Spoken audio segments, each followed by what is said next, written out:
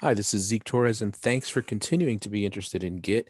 So let's talk a little bit about the key ingredients, the things that actually matter, or you would need to have installed or create an account for in order to get things moving. Um, this is where I want to stress that it confuses some people when we start to use the terminology of Git. People start to hear Git and then they think of GitHub and they think that GitHub is Git, or they hear Bitbucket and they don't understand what those are. Those things that are called GitHub, Bitbucket, and GitLab are storage facilities or storage services. I want to use the idea or the analogy of a OneDrive or a Dropbox. So OneDrive and Dropbox are typically places where we put our files and back them up. They could be any number of types of files.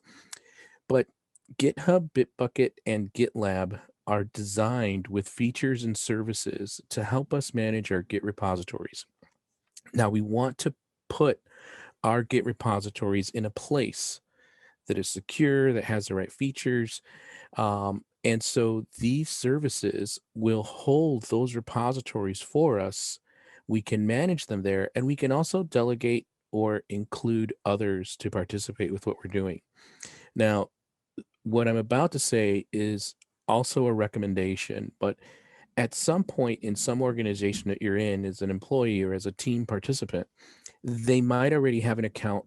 Your team, your IT department might already have an account with GitHub. It might have an account with Bitbucket, or they may your team, your IT department may actually enable an internal server with the right GitHub or Bitbucket account software and services to actually have like an on-premises or an internal server that feels like the cloud, but it's actually managing your repository and your work for your entire team.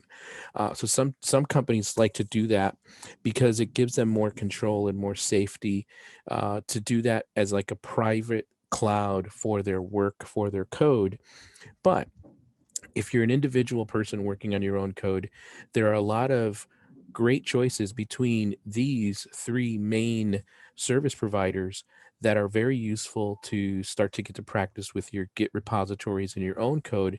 And you can start to do that even just to explore what each of the differences are between these providers. But again, think of these as a Dropbox, as a OneDrive, where you can store your code and your repository, and again, start to collaborate or invite others to collaborate to your code.